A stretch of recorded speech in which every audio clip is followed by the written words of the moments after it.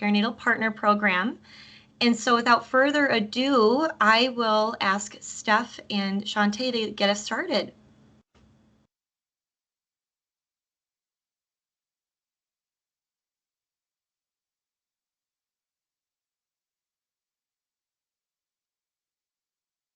Good morning, everyone. My name is Steph Lacey. I am a lactation consultant and nurse at Methodist Hospital and Park Nicollet Clinics. Good morning, guys. I'm Chantae Gills-Grandsberry. I am the nurse manager here in the postpartum unit in the Family Birth Center at Methodist. We're really excited to talk to you today about a program and an initiative that we've been working through the last year and a half at Methodist Hospital in the Family Birth Center. The program is called Empower Best Practices. Hold on one second.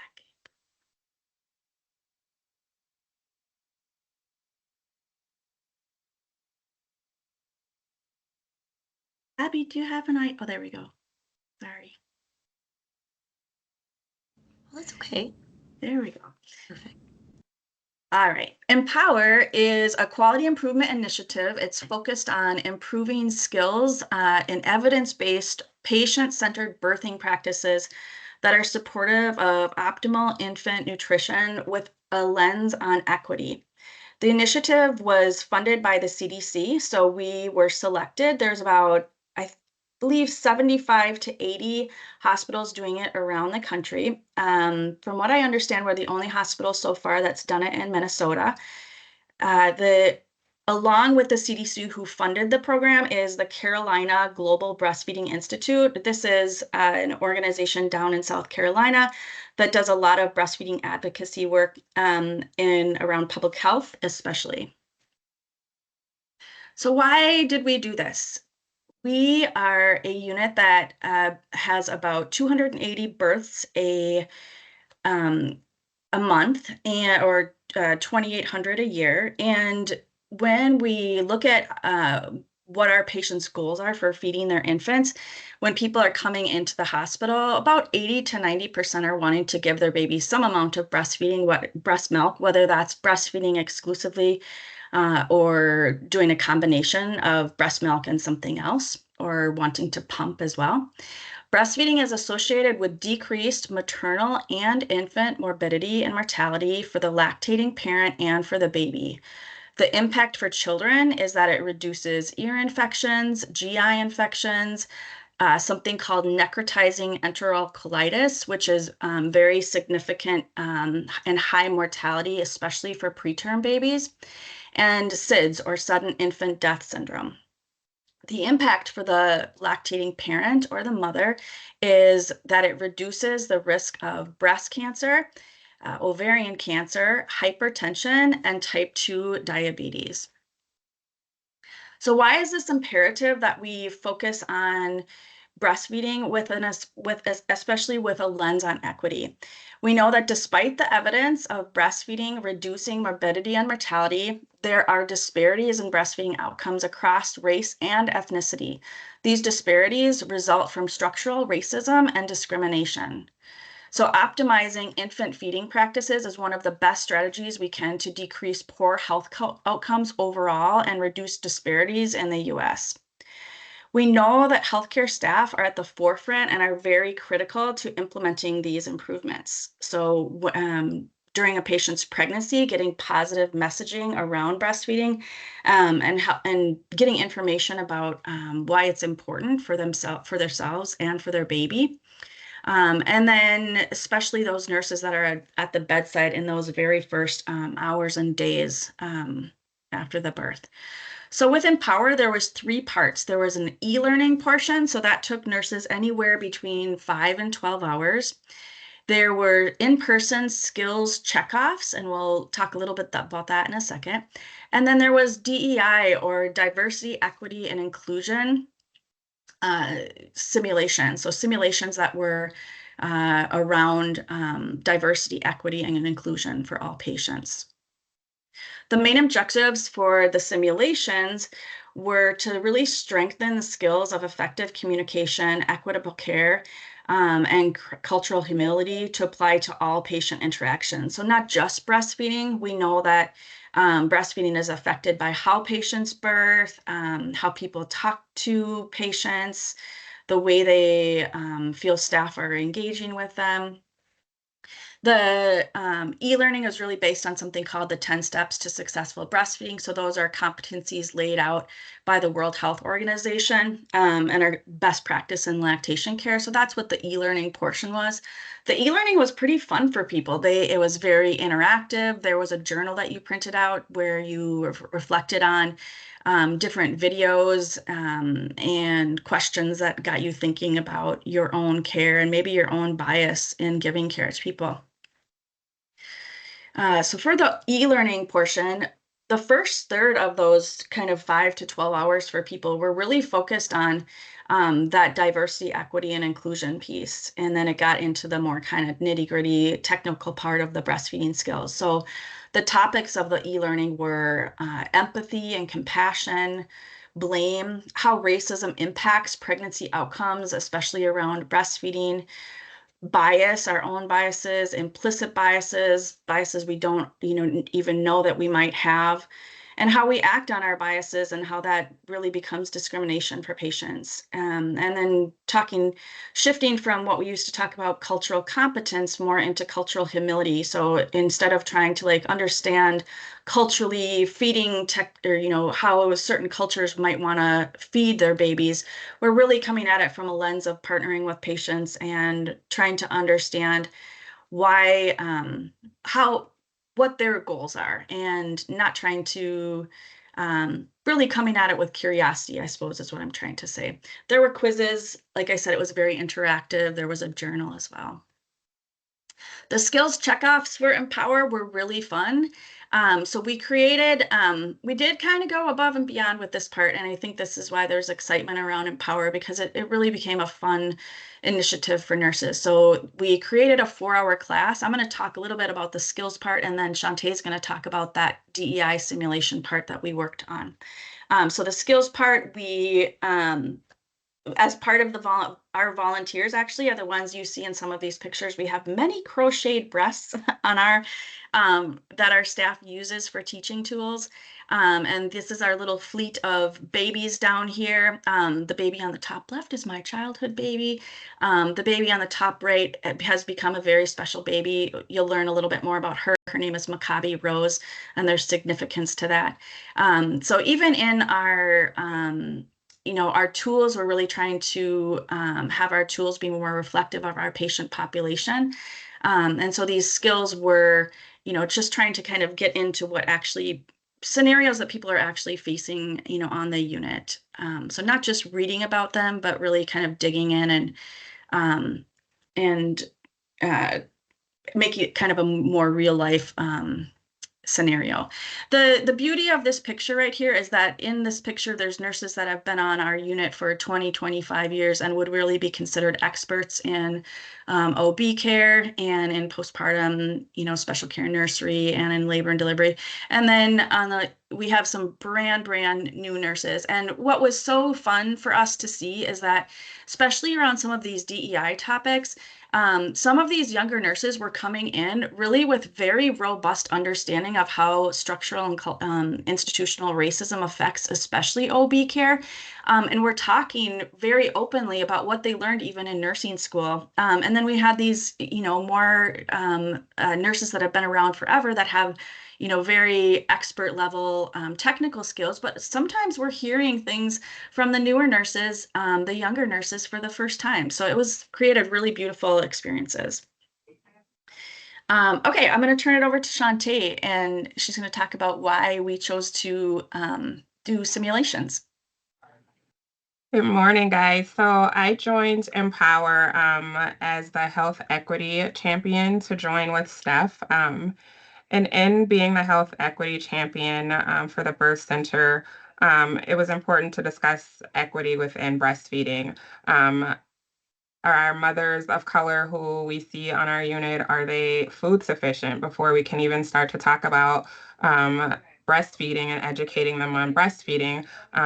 Does that mom herself have enough food to produce what she needs to produce to breastfeed? Does she have a job that is promoting her breastfeeding? Does she have transportation to get back and forth? Can she afford a pump? These are things that we started to look at and discuss within the skills portion and the breastfeeding portion of Empower.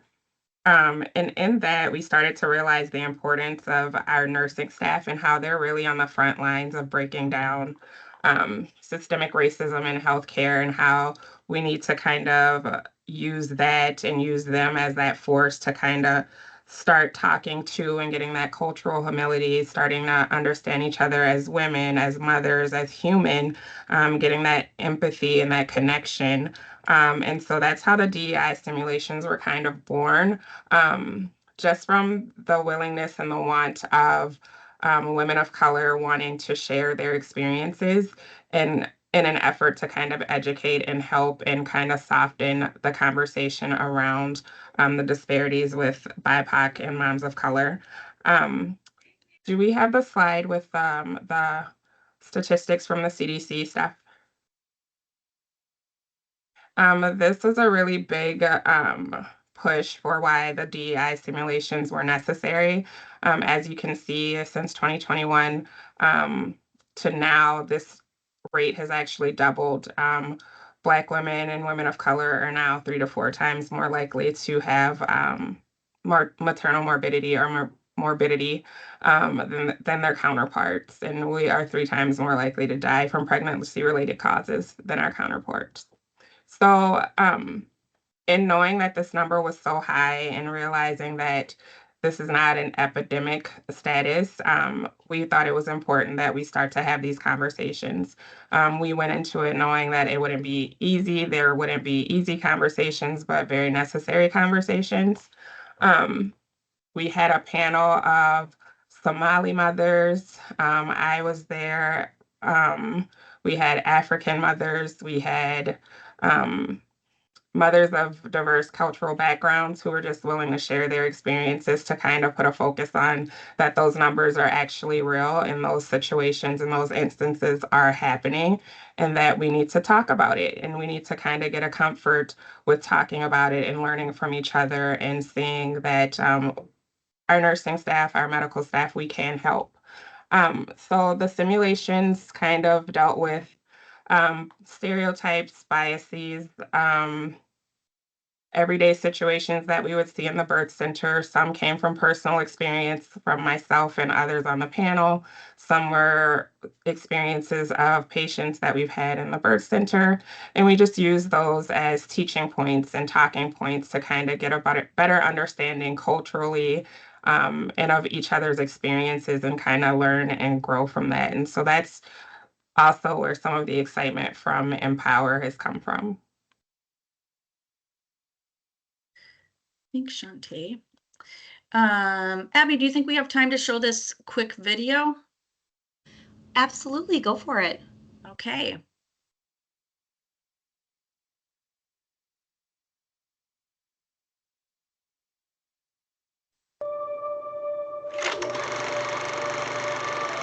My daughter's story is loud, colorful, and artful. It's a girl!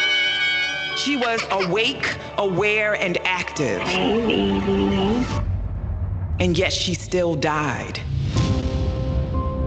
After she gave birth, Shamani was complaining that she had really sharp chest pains. The ambulance came. I'm telling them the symptoms. Is she on drugs? Next set of people come in. Is she on drugs? They kept asking her mother, is she on any drugs? Like, do y'all talk? We waited a solid 12 hours. She's gone. Black women are 4 times more likely to die than their white counterparts with the same symptoms. Why is that? This is a growing epidemic in our community. Hundreds and thousands of men are going through this same situation. Oh, you couldn't tell me that I wouldn't be there. I've never lived in this house without her.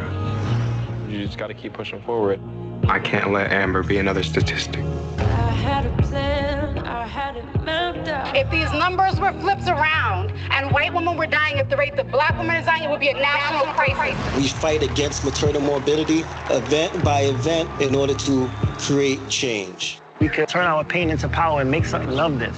Shamani Gibson, we hear you, we see you. I planned on spending a lifetime with Amber. I wanted to give her my life. This way I'm still going to. Sometimes the revolution will be tweeted, Instagram, Facebook. This fight is not over. When black mothers die, there's a ripple effect. We call it aftershocks.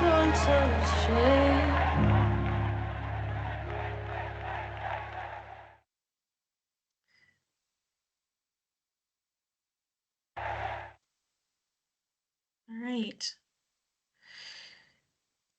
Abby, were you wanting us to do questions now or at the end? Oh, thank you for asking. We can do, if everybody's okay with it, let's hold questions until the very end. And folks on the call, we do have a Q&A feature where you can enter in your questions, and then I will read them off to Becky, Steph, and Chantae to answer. But yes, so please enter questions in as you think of them, and we will read them at the end. Okay, thanks. Yeah, absolutely. Thank you. Wonderful.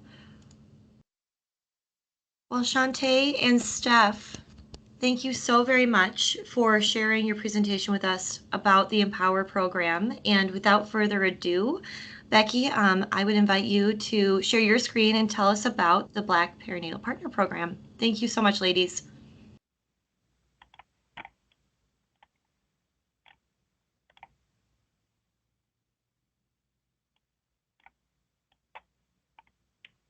All right, can you confirm you're seeing the correct screen? I am seeing the screen with your notes. Okay, let me see if I can slide those around.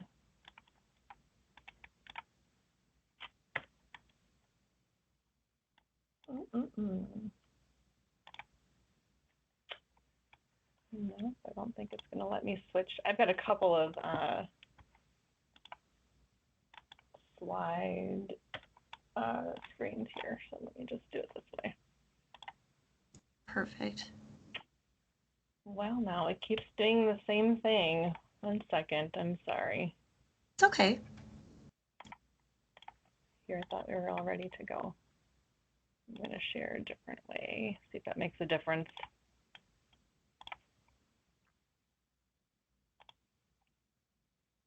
Is that better? This is perfect. Thank you so much. Okay, great. All right, well, thank you for your patience. I'm Becky Hansen. I am a clinic manager for Park Nicollet Women's Services. I have direct oversight of our Shakopee, Burnsville, and Lakeville clinics. I have my BSN, RN, and public health nurse certification. So I'm here today to talk to you about our Black Perinatal programs, specifically our Black Perinatal Partnership. This work has been done in collaboration with a few co-leads across our HealthPartners Park Nicollet system. So Katie Eldon was our quality improvement partner, and then Leah Green and Anna Krogman from our HealthPartners OBGYN side also help with the program, and then Jessica Larscheid and Andrew Winter are the program sponsors.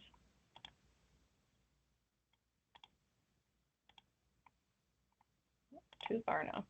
Okay, so why are we putting a focus on this? So similar to some of the information that Chantae and Stephanie presented for you, we know that U.S. Black-born patients have some of the highest mortality and infant mortality rates among developed countries. In the U.S., Black birthing people are 3 to 4 times more likely to die from pregnancy-related complications than their white counterparts, and then Black infants 2 times more likely than white infants. And then again, multiple factors contributing to these racial disparities: access and variation to quality healthcare, underlying and chronic medical conditions, low birth weights, economic, physical, and emotional support, structural racism, implicit biases, and then social determinants of health preventing fair opportunities for patients. And again, repeating some of the data from Chantae and Lacey, 80% of these pregnancy-related deaths are determined to be preventable. The primary leading cause of pregnancy-related deaths among our non-Hispanic Black people are cardiac and coronary conditions. Hypertensive disorders of pregnancy are 9.9% compared to 4.8% in our white counterparts. And so just a bit more data behind our why. This graph just does a comparison of prenatal visit rates, specifically first OB rates, and then our postpartum visit rates.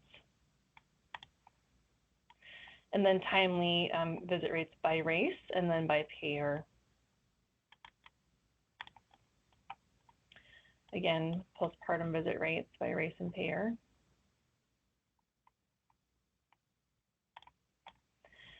And so then some of the objectives through our Black Perinatal Partner Program, we really wanted to create dedicated support for our Black patients with the goals of improving the patient experience in our clinics and health systems through empowerment, partnership, and support, increasing the early first trimester and postpartum clinic appointments participation for our U.S. Black-born perinatal patients, knowing that if we can provide earlier intervention and get people to come in sooner for their visits, then we can help provide that support, education, and then also that postpartum period, encouraging moms to put their health as a priority. I think sometimes what happens is, you go home with baby and a lot of the focus becomes on the baby rather than continuing to place that mutual support on mom and mom's health.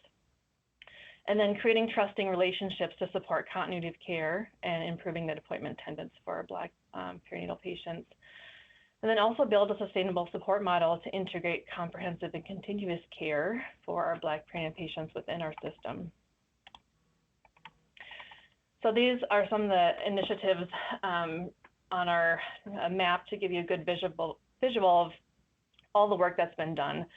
This work really started back in Q3 of 2021, where we held something called a Heart of the Customer kickoff. The Heart of the Customer is a nationally respected customer experience consultancy agency. And so their work with us was to engage with our Black expectant persons at 4 critical phases throughout their pregnancy, their first trimester, second trimester, third trimester, and then post-birth, just to help identify opportunities for improvement within our practice and HealthPartners system as a whole. Patients involved in the program did online journaling experiences, and then they had frequent touch points with our community partners.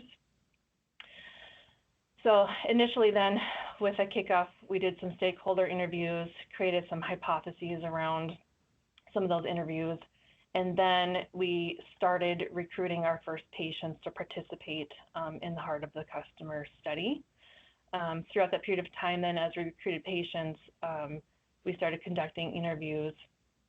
In Q1 of 2022, the first community circle was held, which was hosted by our community partners. We'll talk a little bit more about that in our next slide.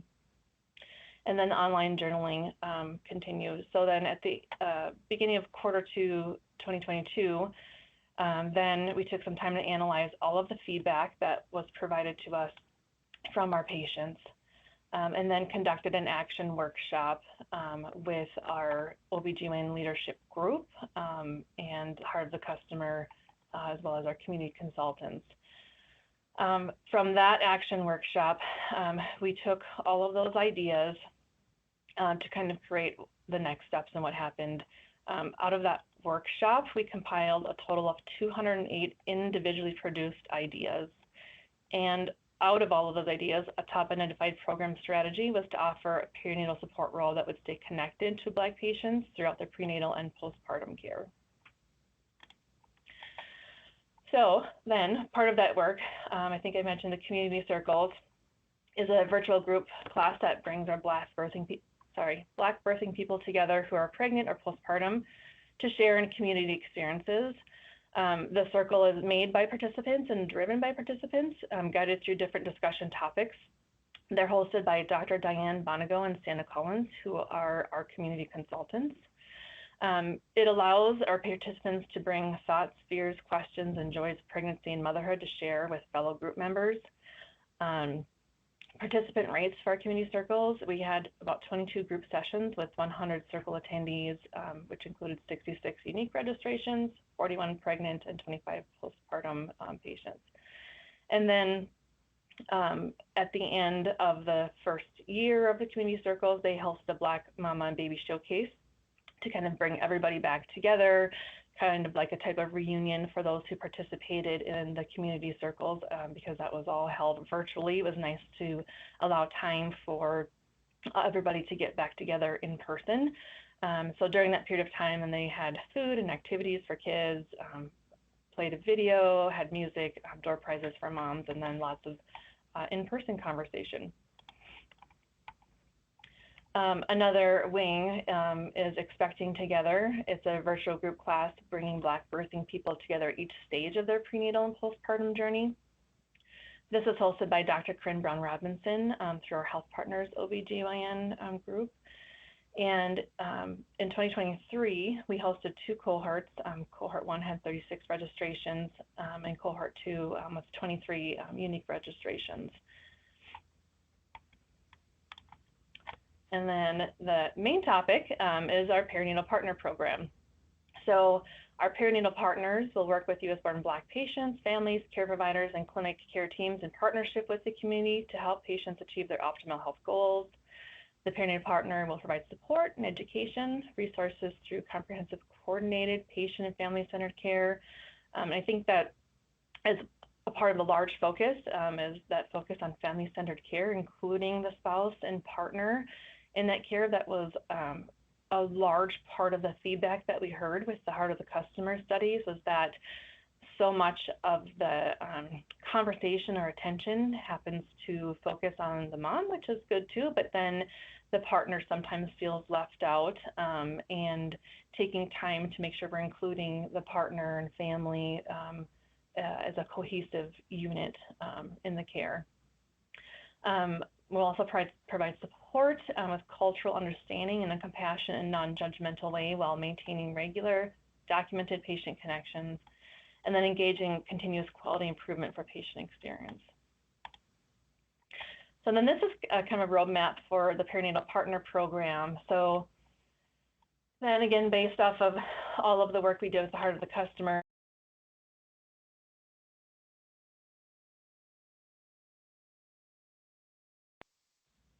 sorry, I couldn't tell if you could hear me with the admission, but so we held a kickoff in quarter 1 of 2023 with our work group. In quarter 2 of 2023, we conducted a design session with planning, and then throughout all of that planning, in one of our groups, we also invited a large colleague group across the organization to come participate and provide us their suggestions and feedback, and have opportunity to listen to their thoughts and perspectives on how we could make improvements in the system for our Black birthing patients and families. So then together, based on all that information, we were finally able to kick off what we would call our pilot in quarter 4 of 2023. And since then, we can continue to evaluate and refine what we're doing. And we're currently still in what we would call the pilot program. So as of now, the work that we've completed is kind of helping to build a framework for the role, creating a general job description of what this person will do and the support that they provide, and the outlining framework for work standards. We found that there were so many different pieces and elements that as we talked more about what this person should do and how they can help support our patients, we wanted to make sure that we had a really good set of standard work for not only the people who were currently doing the work, but anybody that we continue to bring on once we're ready to expand past our pilot work. So currently we have 2 identified pilot locations in Perinatal Partners. On our Health Partners side, we have our Woodbury Clinic with Libby Sanders, And on our Park Nicollet side, we're putting focus on our Brookdale clinic with Lydia Doherty. To note, both Libby and Lydia are current Healthy Beginnings employees, which is a different program that we have in our Women's Services department to help support our birthing patients. So the work that they're doing for our current Black Perinatal Partner Program is above and beyond the work that they're doing for their primary role. We're doing weekly check-ins with our implementation team, confirming patient identification pathways. So currently how we are identifying patients, we have a work queue set up in the system. So patients who have scheduled their first OB appointment, it's kind of a tickler for Libby and Lydia to see someone is entering the system who's scheduled for a first OB, and they initiate contact right away to help encourage the patient to make sure they keep their appointment, answer any questions they have, maybe discuss timing of appointments, provide any early resources up front that they might need. And then we also are doing a bunch of resources and tools that we've built in Epic to help provide and support the patient care. So scheduling resources, visit types, some smart forms. We've got some additional diagnosis code, reason codes, the work queue like I referenced. And then once patients are agreeable to working with Libby or Lydia, then they're placed on a patient list that Libby and Lydia manage so that they can continue connecting with patients. However, they've agreed upon what that frequency looks like. Some patients might prefer more frequent contacts, some not as much. And so that list helps them kind of keep track of that and when they should be reaching back out to patients again. And then we have some practice reports just to help track some of our quality data that we need to take a look at. We developed a Black Perinatal Programs brochure, which includes all three of the programs that I've talked about here, our Black Perinatal Partner Program, Community Circles, and then Expecting Together. And then also working on creating a system for collecting feedback from our colleagues and patients so that we can continue to optimize what we need to do based on the feedback that we're getting real time from colleagues and patients. And then we also built a My Partner SharePoint resource page. Right now, that's only an internal website page. And that page has been nice because we've got it broken up to provide a page of culturally specific care for our Black birthing patients and families. And then we have a page for additional support services that maybe aren't specifically culturally centered, but maybe there isn't another option. So we still have other resources and options to offer for our patients. Some of the continued work in progress, we've reduced our weekly check-ins now to monthly check-ins with the implementation team. We continue to troubleshoot any IT or system challenges as they come up. We're still working on collecting patient feedback so we can continue to make modifications. And then again, analyzing that quantitative and qualitative data collection. Also looking at an expansion path. So currently we're pretty limited on how much we're able to expand because the people we have staffed in these roles have another duty as well. But pie in the sky thought is that, you know, once we're able to add more capacity to whoever will be doing this work, then we would expand at the site level at the current clinics and then department-wide and ideally organization-wide. And along with that, developing other strategies on how to identify patients. The work group session that we held with colleagues across HealthPartners, it was an excellent brainstorming activity. And even one of our emergency room colleagues at Regions said, you know, we have patients who come here all the time and leave with a positive pregnancy result, and we never know what happens after that. And so really thinking hard about how we can make meaningful connections up front and offer support, whatever that might look like for that patient. And then thinking, you know, about how we can offer support for pregnancy loss and termination, knowing that not every pregnancy ends with delivery of a baby, or not that every pregnancy is desired. And so how can we support each of those patients in whatever that path is for them? So current patient statistics as of June 1st, we have 40 patients total who have participated in the program, 28 from our Health Partners side and 22 from our Park Nicollet side. This is some of the participant feedback that we've received from patients, and I won't read through every single slide or feedback for you, excuse me, but just highlighting a few. I think in particular, this particular patient, knowing that this program is available, she is feeling seen. Another patient said that they had poor care based on race from another system, and that's why they've been worried transferring into our system as well. But knowing that, we're taking the initiatives and are working on developing this program, they feel better supported, and patient's husband feels excited about being included as well. Another patient shared that the time with the Black Perinatal Partner has been supportive, and it helps her to take time to think about herself.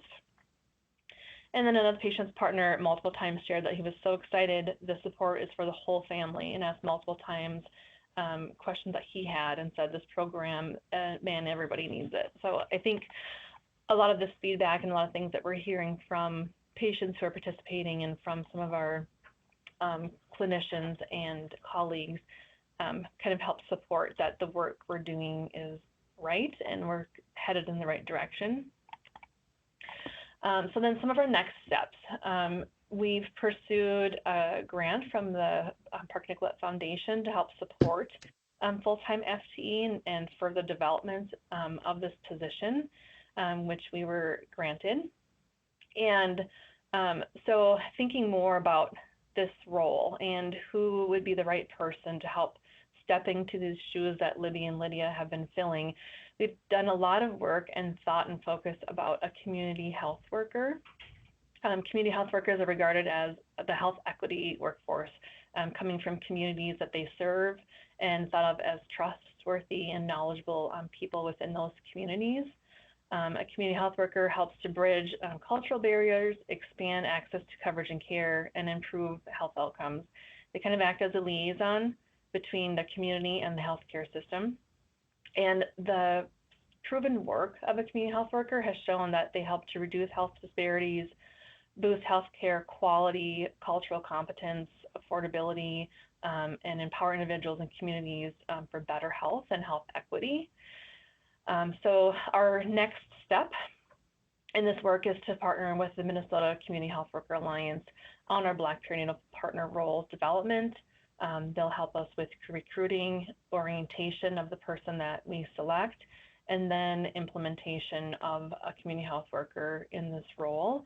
As part of the hiring and onboarding, really making sure that we have a good candidate selection and finding the right person to help carry this work forward with the team. They're also going to help train our current team members on what is a community health worker and how is that integrated within our Black Perinatal Partner role, how to incorporate that into our current clinics and workflows. And then also introduce and engage the community health worker with community partners, making sure that we have a strong community support connection with the person that we hire into this role. And then we need to work on identifying alternative platforms for feedback. Our community consultants had suggested Padlet as a platform, so we're continuing to explore some of those opportunities, continuing to optimize Epic tools. That seems like it's always an ongoing thing. And then, of course, continued system diversity, equity, and inclusion training, anti-racism, and implicit bias training. So we're really excited about the role. I think it's been a lot of work by our current Healthy Beginnings staff members. They've been really excited to do the work with us and kind of carry that work forward. But we're really excited in moving it a step further and continuing to develop the role with the community health worker. So that is all I have for our presentation.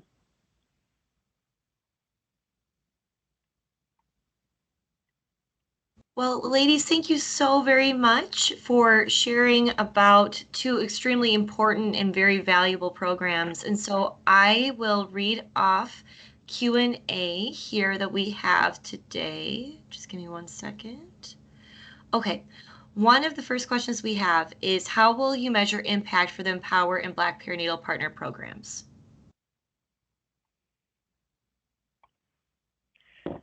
I can go first if that's okay. Okay, so I think for Black Perinatal Partner Program, I think for us, just the patient, one of the big things is the patient feedback that we're getting.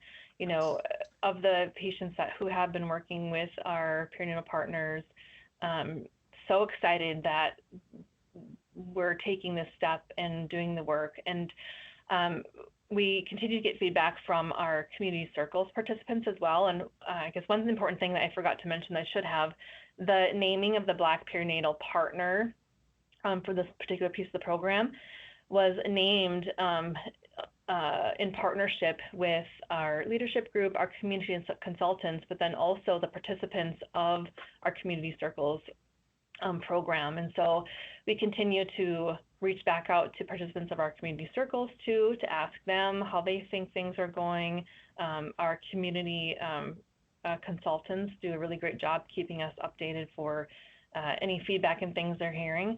But then as far as like quantitative data, of course, looking at our first OB visit rates, success of that, increasing our postpartum visit rates, and then taking a look at, you know, our hypertensive pre-E measurements, and are we doing a good job providing better education and intervention up front so that patients are getting the care faster and sooner and more timely than they maybe would have.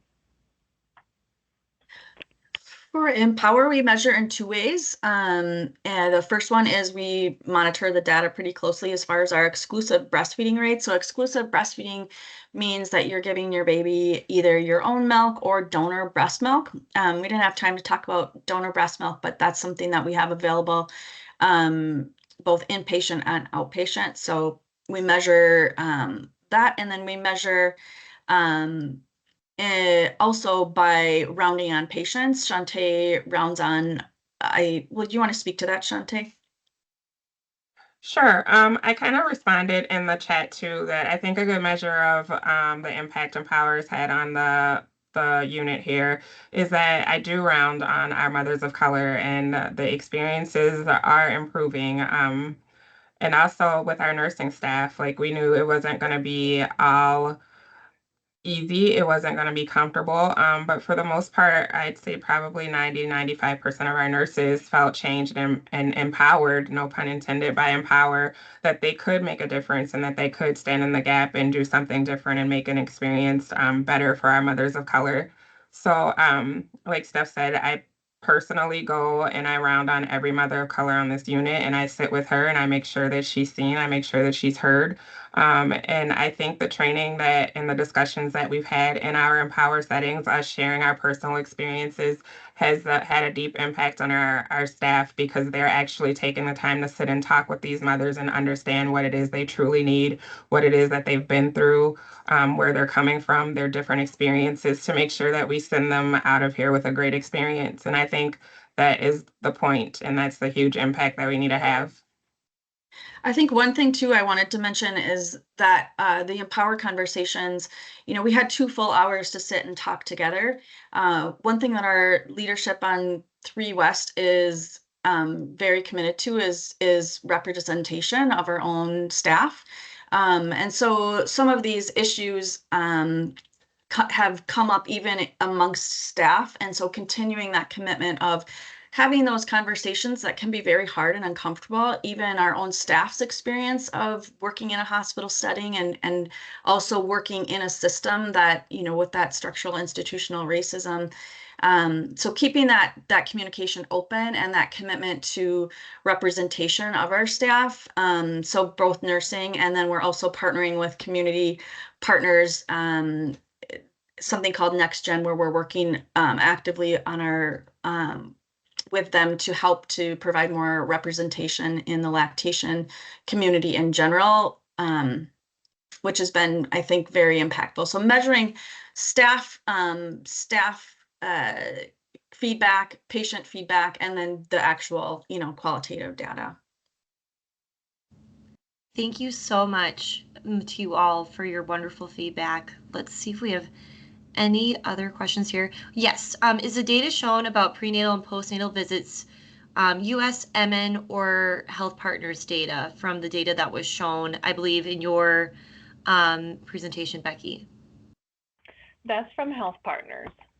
Okay. Wonderful.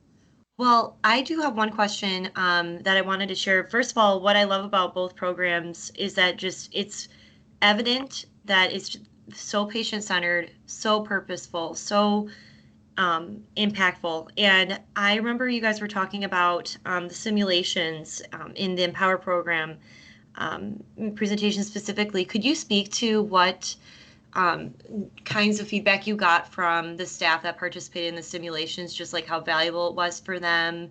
I feel like that would be such an invaluable experience as a frontline worker. I will say, I think that was a huge part of Empower that kind of was like an aha moment for a lot of our nursing staff. I think that for a lot of people, if something isn't affecting you, it's not getting into your bubble, it's kind of out of sight, out of mind.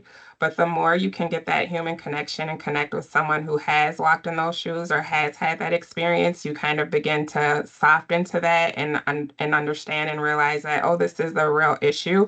And I think I can only speak for me. I think in sharing about the losses of two of my kids and my personal experiences as a mother of color in the healthcare system, and by our staff having a connection to me, that kind of deepened their want to have that empathy and want to have that understanding. And I think it just comes down to that human nature. You just kind of have to have that personal experience with someone to really understand where they're coming from and what they're going through.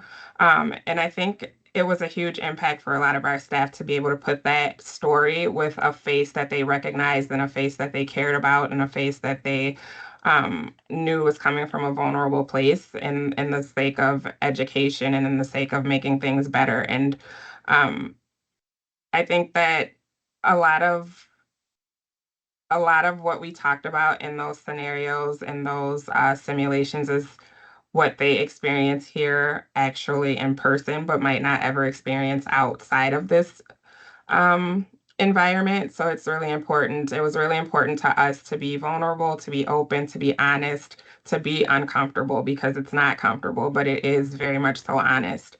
And so I think the impact of that was huge as well. Thank you so much, Chantae. I really appreciate that, because I can only imagine that, the simulations they help people at the back end feel much more capable of handling those situations. And I think that it's just, like I said, so invaluable to be providing people with those simulation opportunities to grow. I think there was one other question. Just give me one moment. Okay. Yes. So how will you engage the clinical staff in supporting the CHW's role on the team caring for our Black patients? I think really taking the time to provide education and discussing how the CHW role helps to support the work that's being done in the clinic, and really defining what that liaison looks like, bridging that work. And then I think it's going to be work in progress and development. We haven't worked with community health worker in our outpatient settings like this ever before. So it's going to be really new territory for everybody. And so I imagine it will continue to just be a work in development as we get feedback, find out what is working and what's not working. But I think making sure that we're really keeping the work focused at the center and, collecting and checking in and getting that feedback and making changes as we need to, and as we're going along. And I think our partnership with the Minnesota Community Health Worker Alliance will be a big impact to how successful that integration of the community health worker will be. They have a lot of experience already in the state of Minnesota with integrating the role into various organizations and settings. And so really looking to them too, I think, with their expertise on how do we incorporate this and make it successful.